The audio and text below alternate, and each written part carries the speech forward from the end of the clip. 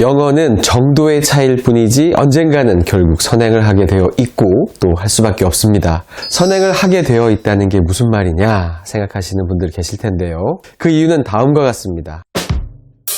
우선 모든 과목에 있어 일반적인 선행의 기준은 교과서죠. 영어에 있어서 교과서는 쉬운 교재이기 때문입니다. 교과서만 공부해서는 소위 영어 잘한다는 소리를 절대 들을 수 없죠. 그리고 초중고 영어의 가장 중요한 목적인 수능 영어를 교과서만으로는 제대로 대비할 수 없습니다. 어휘 수준, 문장 수준, 지문 내용의 난이도 모두 교과서와 수능 사이에서는 큰 수준 차이가 존재하는 게 사실이니까요. 그리고 영어 교과서는 일종의 통합 교재입니다.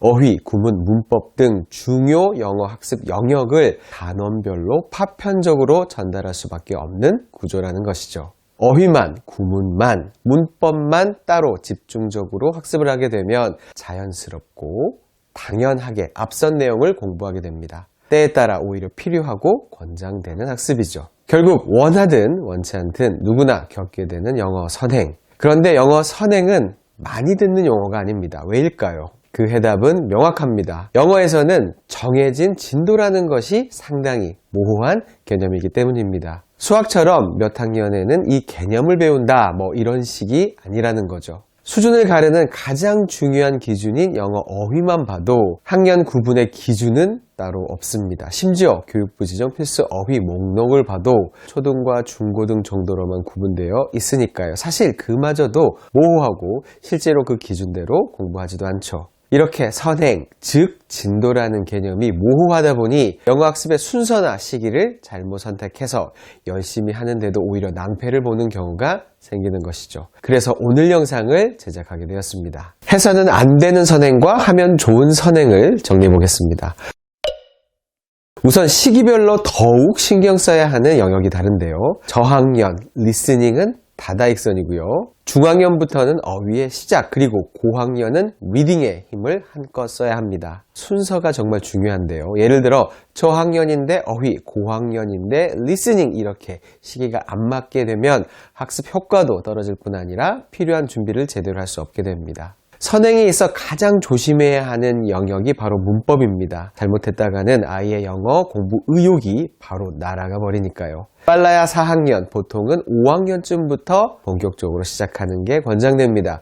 그런데 같은 학년이라도 아이마다 실력이 다르기 때문에 문법 학습 시작 전에 꼭 체크하셔야 하는 내용은 영단어 어휘는 초등 800단어 90% 이상 습득, 문법 용어 및 체계를 이해할 수 있는 국어 어휘력과 이해력, 리딩 수준이 해당 문법책 문장 50% 이상 이해, 데일리 영어 학습 습관이 자리 잡은 아이, 이 4가지 사항을 체크해 보시고 문법 학습 시작 시기를 구체적으로 잡아보시면 좋습니다. 아직 준비가 덜 되었다면 시작하지 마세요. 그리고 라이팅은 문법 학습 후에만 제대로 할 수 있다고 생각하시는데 그렇지 않습니다. 리딩 후 활동으로서의 라이팅을 하면 되기 때문에 생각보다 일찍 쓰기 활동은 가능하고 또 권장됩니다. 어학시험은 실력이 월등하거나 아이가 관심을 갖는 경우가 아니라면 초등 때는 비추입니다. 일단 주니어용이 아닌 성인용 어학시험은 주제와 난이도도 맞지 않을 뿐더러 테스트에 대한 스트레스로 학습 의욕이 크게 꺾일 수 있기 때문입니다. 점수 따봐야 쓸 것도 없고요.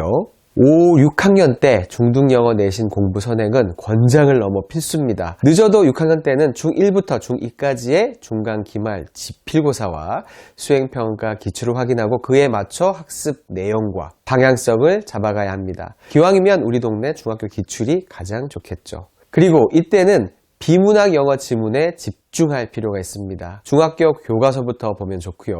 인문, 사회, 과학, 기술 등 다양한 비문학 주제를 탐독하면 좋습니다. 이 활동이 결국 수능 지문으로 이어지게 되니까요. 이 시기의 비문학 리딩 선행은 아무리 강조해도 지나치지 않습니다. 영어 학습의 비중을 가장 크게 잡아야 하죠. 그리고 마지막으로 영어 어휘는 한글 어휘를 선행할 수 없습니다. 우리말로도 뜻을 모르는 영단어를 공부하는 건 참 어리석은 일일 텐데요. 그러나 현실은 참 많은 아이들이 이렇게 공부하고 있죠. 자, 지금 우리 아이의 영어 진도는 어떤 상태에 있나요? 오늘 영상을 계기로 시기별, 영역별 점검을 해보시면 큰 도움이 되실 겁니다. 공감 가시거나 질문 있으시면 댓글로 공유해주세요. 감사합니다.